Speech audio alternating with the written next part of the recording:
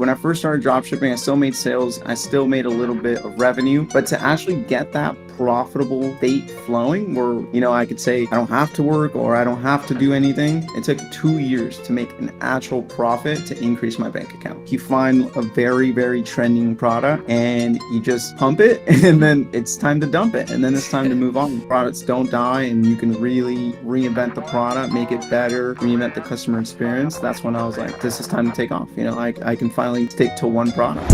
People will probably see a big number in the title, so they'll understand you're very successful. But I want to connect the dots to where you are now and how you got there. So I want to ask you before ecom, because I'm sure you didn't always participate in the ecom game. What was life like before ecom? What was the journey that led you to ecom? Gotcha. So humble beginnings, parents were, just trying to make it through in life. I was also trying to make it through in life.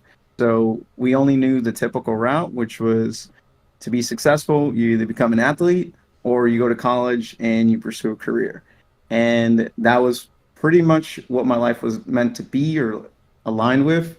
And I started flipping shoes in high school. So that started the entrepreneurial spirit. And then in college, that's when I got into like a real entrepreneur and the online business. I fell in love with e-commerce and dropshipping because like I was already flipping shoes in high school, but then I heard about online money and online money making stuff in college. And that's when everything just kind of like spiraled into dropshipping, e-commerce, and then just making money online. Right. Wow. So, but yeah, super, super humble beginnings. It's been a long journey. Been doing e-commerce for 6 years now. Really? And yeah, I'm really grateful to be here. How old are you, by the way? I'm 26. 26. Wow. So that's funny. That's kind of around the time that I figured out e-commerce a little bit too. And I was flipping stuff on eBay before. So that's a really interesting commonality. Now, when you got into e-com, I'm sure it wasn't just like boom, right away you popped off.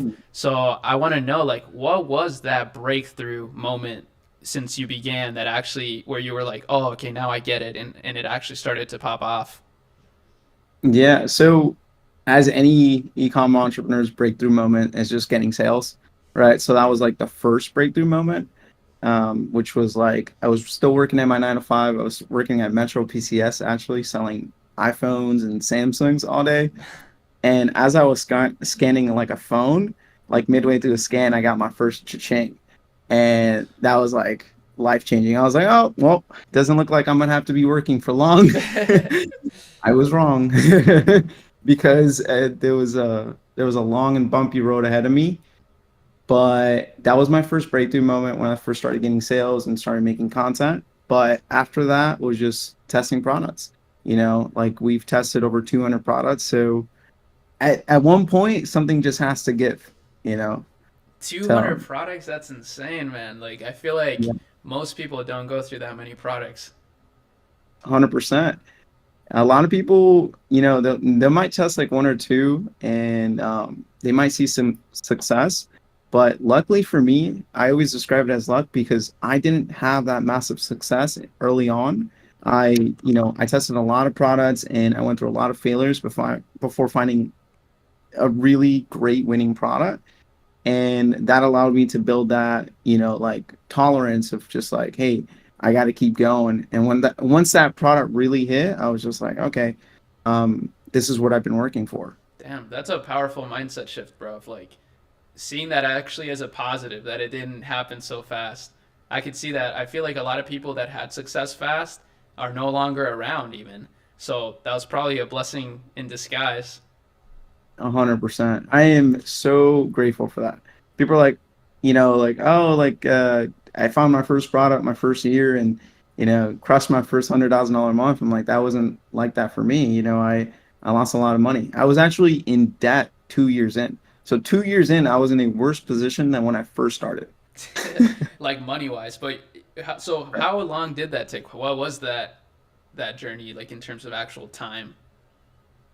Right. So, when like I still made sales, right? When I first started dropshipping, I still made sales. I still made a little bit of revenue, but to actually get that profitable state flowing where, I could say I don't have to work or I don't have to do anything. It took 2 years to make an actual profit to increase my bank account. Because every single time I was just going through challenges and I was going through mistakes. Like I would test products and I would lose all my money the next month because I wouldn't find another product and I didn't actually understand the skill set that it took to find longevity within products as well. So That's really interesting. So, what would you say then is like one of the biggest mistakes you were making at the time, and maybe how does that differ from the mistakes you see people making now? Like, is it kind of the same things? yeah, yeah, it's this pump and dump stereotypical thing going on in the dropshipping world.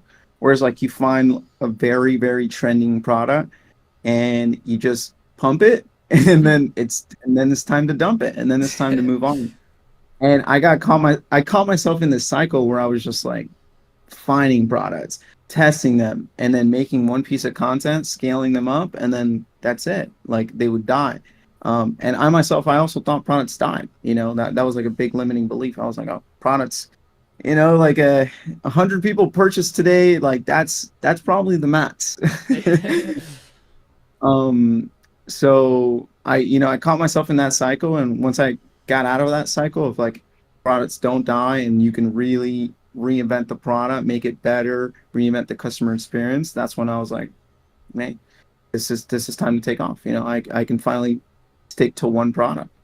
Dang, that's a so the customer experience and actually like reinventing the product. I love that because I've seen that happen so many times where like a product I saw like 6 years ago that everybody thought was saturated and dead, I see it popping off on TikTok now because it was like, bundled or like made into something a little bit different, or just the content is a lot better and the branding's better. So I think that's actually really powerful advice. You know, did that take you basically 200 products to learn that? That's crazy. Yeah, and I was hard headed. Yeah.